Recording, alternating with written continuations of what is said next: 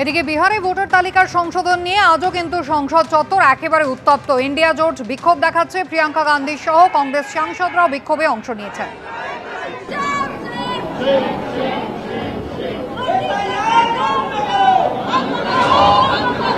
Vote চুরি, vote লুট বন্ধ করো লেখা প্ল্যাকার্ড নিয়ে প্রতিবাদ এবং স্লোগান শাউটিং তৃণমূল সাংসদদের।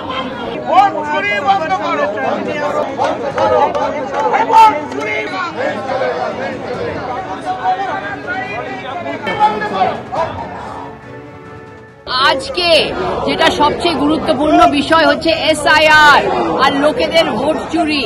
এটা আমাদের গণতন্ত্রের ওপর একটা আক্রমণ। এটা আমাদের গণতন্ত্রকে শেষ করে দিচ্ছে, ধ্বংস করে দিচ্ছে। আমরা চাই যে এখন অপারেশন সিঁদুরের চর্চা তো হয়ে গেছে, আমরা মন দিয়ে সেটাই ভাগ নিয়েছি। এখন আমরা চাই যে এসআইআর এর ওপর চর্চা হোক, আলোচনা হোক, কারণ যেভাবে নির্বাচন কমিশনকে ব্যবহার করে বিজেপি নিজের এজেন্ডা আগে করছে, লক্ষ লক্ষ লোকদের ভোটার তালিকা থেকে বাদ দেওয়া হচ্ছে। আমরা দেখেছি যে বিহারে 60 লাখ লোকের ওপর ভোটার তালিকা থেকে তাদের বাদ দেওয়া হয়েছে। আর আমরা জানি যে আসল লক্ষ্য হচ্ছে বিহার না, আসল লক্ষ্য হচ্ছে বেঙ্গল। আর বেঙ্গলে লক্ষ লক্ষ লোক বাদ দেওয়া তার পাল্লায় আছে বিজেপি। নির্বাচন কমিশনকে যেভাবে ব্যবহার করে বিজেপি নিজের এজেন্ডাকে আগে করছে, এর ওপরে চর্চা জরুরি। আর এটা যদি সদনে আমাদের যদি অনুমতি না দেওয়া হয়, আমরা জোর দিয়ে এটাকে সদনের ভেতরে ওঠাবো। एसआईआर करने के लिए 2-3 बरस टाइम लगता है।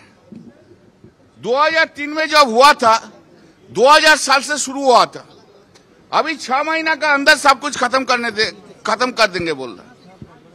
ये आइन माफिक नहीं हो रहा है। किसी का वोटर लिस्ट से नाम डिलीट करेंगे तो उसको नोटिस देना पड़ता है इलेक्शन रूल्स में, उसको हियरिंग होता है। ये लार्ज स्केल में कर देता है। इसके लिए ये जो तानाशाही है, नानाशाही नहीं चलेगा। इसके लिए हम लोग ये सब कर रहे हैं। মালদার পরিযায়ী শ্রমিকরা বাংলায় কথা বলায় অত্যাচারিত হচ্ছেন। বিক্ষোভে শামিল হচ্ছেন মালদা দক্ষিণের কংগ্রেস সাংসদ ঈশা খান চৌধুরী।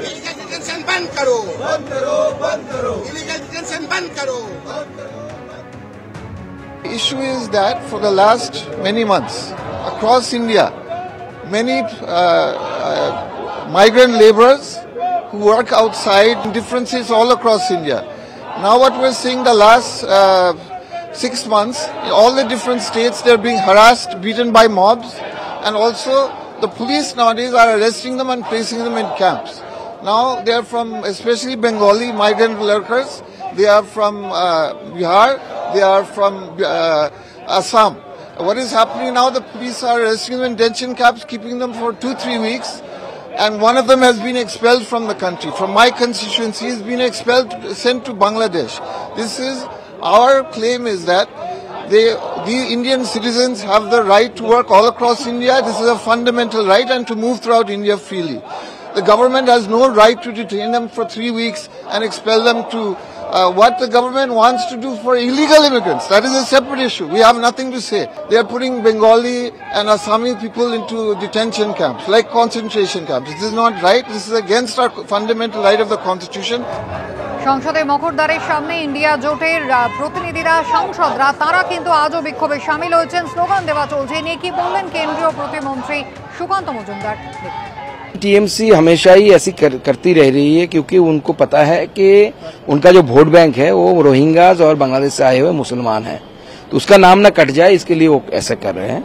लेकिन मुझे लगता है कि इलेक्शन कमीशन एसआईआर करेगा कि नहीं करेगा उनकी बात है, लेकिन अगर मुझे लगता है इलेक्शन कमीशन को थोड़ा कड़ाई से इसका संज्ञान लेना चाहिए, क्योंकि इससे पहले भी जब सीपीएम पावर में था, इसी तरीके से सीपीएम के जो बंगाल चैप्टर के लीडर थे विमान बोस से लेकर बाकी लोग इलेक्शन कमीशन के ऊपर सवाल उठाए थे।